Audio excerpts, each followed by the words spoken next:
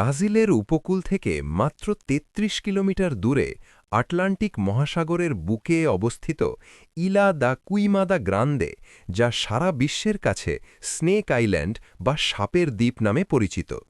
এটি এমন এক জায়গা যেখানে পা রাখা মানেই নিশ্চিত মৃত্যু। কল্পনা করুন এমন একটি দ্বীপের কথা যেখানে প্রতি বর্গমিটারে অন্তত ১ থেকে ৫টি করে অত্যন্ত বিষাক্ত সাপ ঘুরে বেড়ায়, যেখানে সাধারণ মানুষের প্রবেশ নিষিদ্ধ এবং ব্রাজিলিয়ান নেভি পাহারা দেয় যাতে কেউ ভুল করেও সেখানে পা না বাড়ায়। স্বাগতম পৃথিবীর সবথেকে ভয়ঙ্কর দ্বীপ স্নেক আইল্যান্ডে। এই দ্বীপে রাজত্ব করে গোল্ডেন ল্যান্ডসহেড। এই সাপটি পৃথিবীর আর কোথাও পাওয়া যায় না। এদের বিষ সাধারণ সাপের চেয়ে ৩ থেকে ৫ গুণ বেশি শক্তিশালী। বিজ্ঞানীরা বলেন এর বিষ মানুষের শরীরের মাংস বা টিস্যু মুহূর্তের মধ্যে গলিয়ে ফেলতে পারে। কিন্তু প্রশ্ন হল, একটি দ্বীপে এত সাপ এলো কোত্থেকে? প্রায় ১১,০০০ বছর আগে সমুদ্রপৃষ্ঠের উচ্চতা বেড়ে যাওয়ায় এই পাহাড়টি মূল ভূখণ্ড থেকে বিচ্ছিন্ন হয়ে দ্বীপে পরিণত হয়। সেখানে আটকা পড়ে যায় ল্যান্ডসহেড সাপগুলো।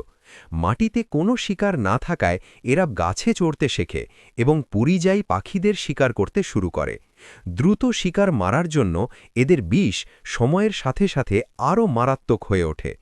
এই দ্বীপ নিয়ে অনেক ভৌতিক গল্প প্রচলিত আছে। বলা হয় ১৯০০ দশকের শুরুর দিকে এখানে একজন লাইট হাউস কিপার তার পরিবার নিয়ে থাকতেন। একদিন রাতে একদল সাপ জানালা দিয়ে ঢুকে পড়ে। তারা প্রাণ বাঁচাতে নৌকার দিকে দৌড় দিলেও শেষ রক্ষা হয়নি। পরে নেভির সদস্যরা গিয়ে তাদের নিথর দেহ উদ্ধার করে।